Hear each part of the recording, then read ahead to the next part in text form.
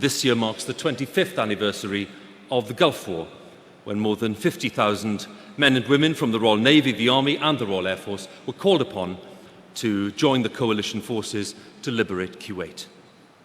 4 veterans from the Staffordshire Regiment have been sharing their experiences of that time.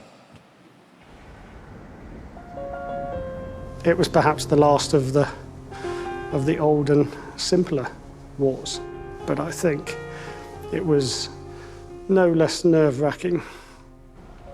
It was still very much a World War II experience for the troops because there was no mobile phones, no sat phones that we could get hands on, so you only had letters. So it was still a letter-driven experience for the ground troops. We were dealing with the Iraqi army, which is, I believe, was the 3rd largest in the world at that stage, who was battle-hardened, had chemical weapons, certainly, so all that added to the anxiety level.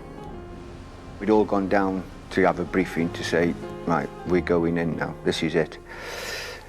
And I remember walking up the line, just saying, keep your head down. You put the big, brave, squaddy face on it, but deep down you're thinking, oh God, this is it. In we go. Day was turned into night once we got towards Kuwait. I mean, it was just a great big black cloud coming from the oil fields we'd all been set alight. It was like midnight at midday. There was no sun. Once you set fire to them, it was just horrendous, the smell. Honestly, it was just pitch black. We lost 2 boys during the conflict. I heard over the radio that one of my boys had been hit as a result of a weapon that had been accidentally discharged.